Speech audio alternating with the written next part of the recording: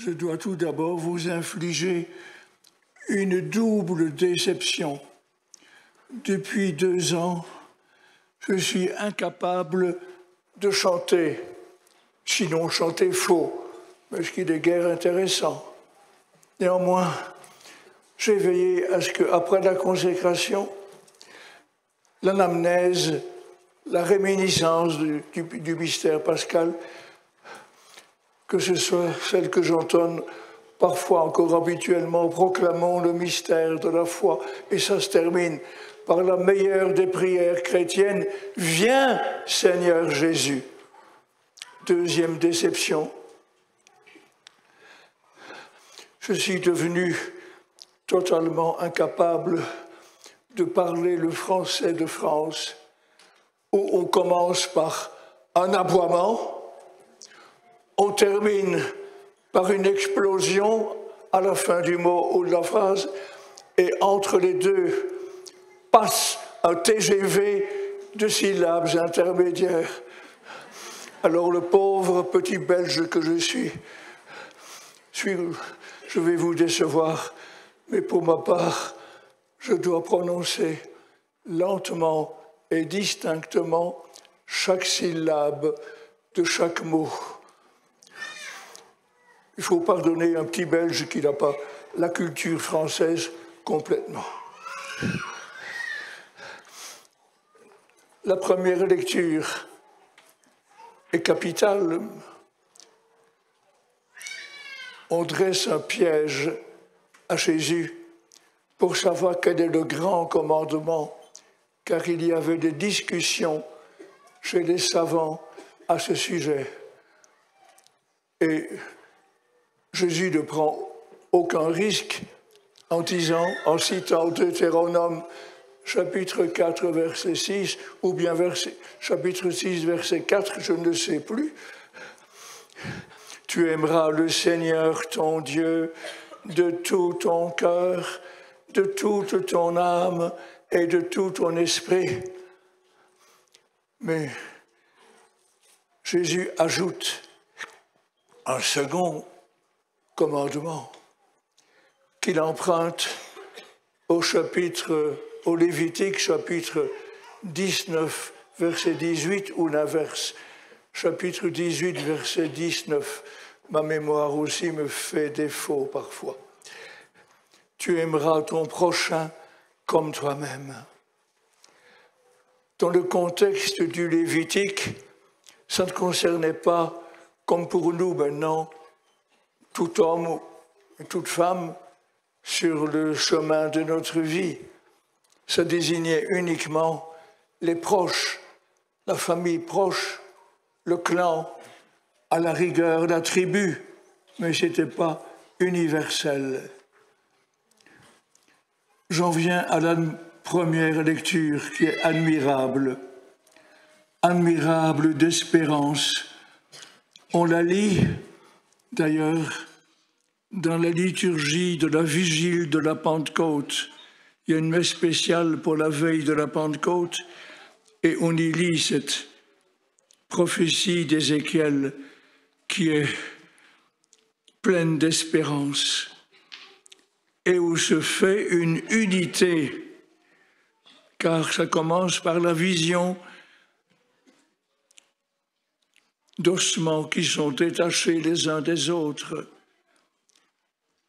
tout à fait desséchés. Et le Seigneur interroge Ézéchiel, est-ce que ces ossements peuvent revivre? À vue humaine, c'est impossible, mais l'Esprit Saint peut faire l'unité même de centaines de corps qui ont été déboîtés. Il en est capable. Prophétise sur ces ossements. Tu leur diras, ossements desséchés, écoutez la parole du Seigneur. Ainsi parle le Seigneur, je vais faire entrer en vous l'Esprit et vous vivrez.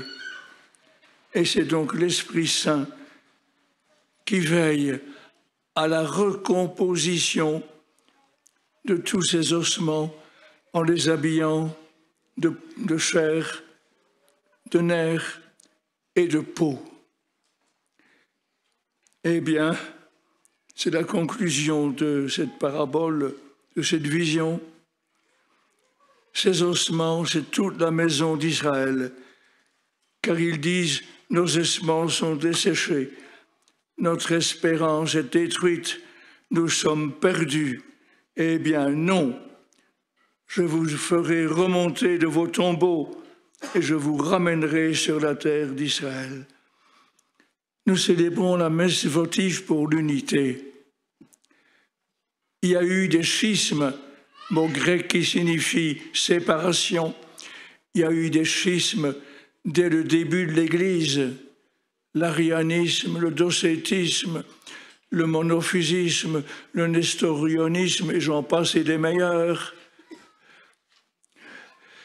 Il y a eu le grand schisme, la grande séparation entre une bonne partie de l'Église d'Orient et l'Église d'Occident.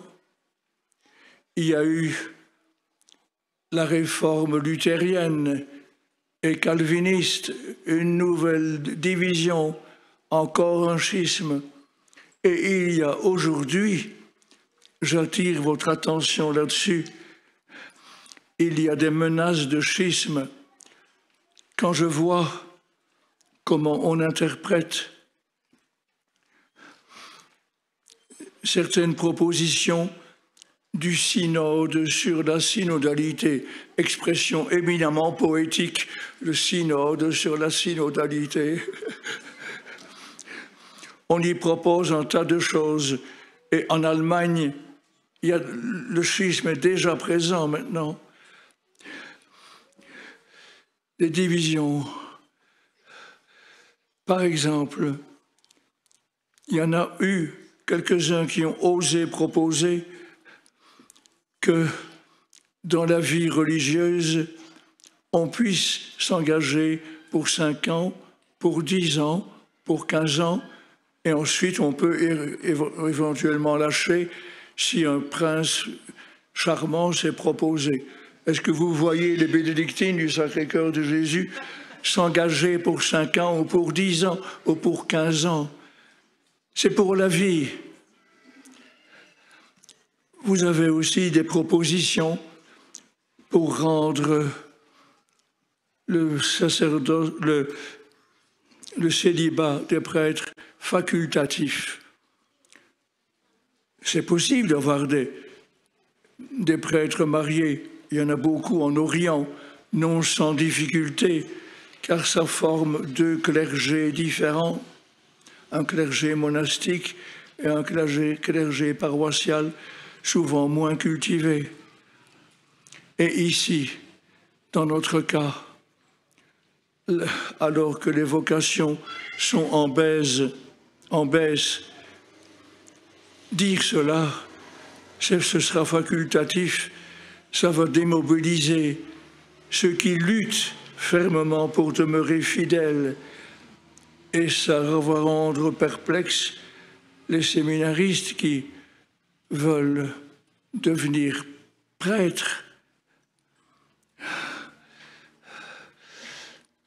Il est frappant de voir que c'est dans les communautés ou les paroisses ou les diocèses très fidèles à la doctrine, très fidèles à l'enseignement de Jean-Paul II et de Benoît XVI.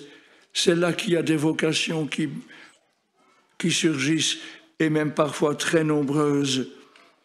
Mais il y a potentiellement une source de division, également concernant toutes sortes de choix qui se font dans le prolongement de la théorie du genre, qui prétend que être un homme ou une femme, on en décide soi-même. Et ça va jusqu'à proposer même à des adolescents de changer de sexe, de changer de genre, comme on le dit, de changer de genre, de changer de sexe. Il y a plusieurs pays qui l'autorisent déjà, et même à un âge relativement jeune, 15 ans, 16 ans. et souvent on le regrette par après, mais c'est irrécupérable. Il y a tous les choix qu'il faut faire et qui séparent même les chrétiens catholiques, les choix concernant l'avortement. On veut reculer la possibilité de l'avortement le plus tard possible. Il y a eu jadis, même aux États-Unis, quelques États qui prévoyaient qu'on pouvait encore avorter au moment même de l'accouchement, à condition de briser, de broyer le cerveau de l'enfant avant qu'il ne soit sorti. On n'en est pas là encore en Europe, mais il faut être attentif. On banalise l'avortement, mais ceux qui le banalisent, ils sont déjà nés et ne seront jamais concernés. Ça concerne toujours autrui. Il y a toutes les divisions au propos de ce qu'on appelle aimablement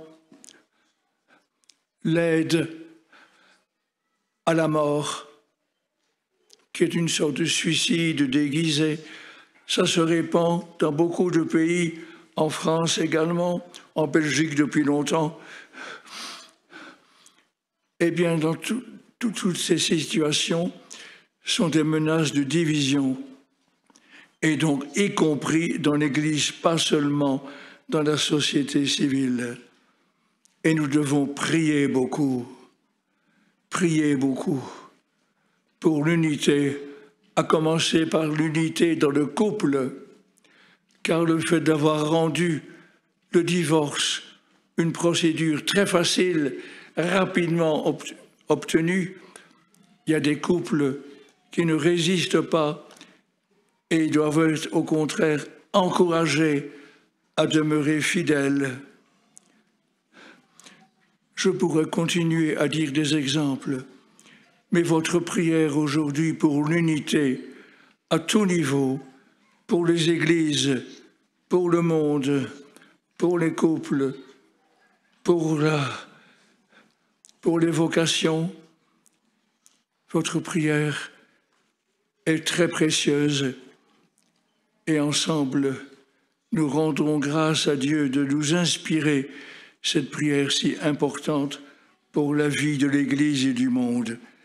Amen.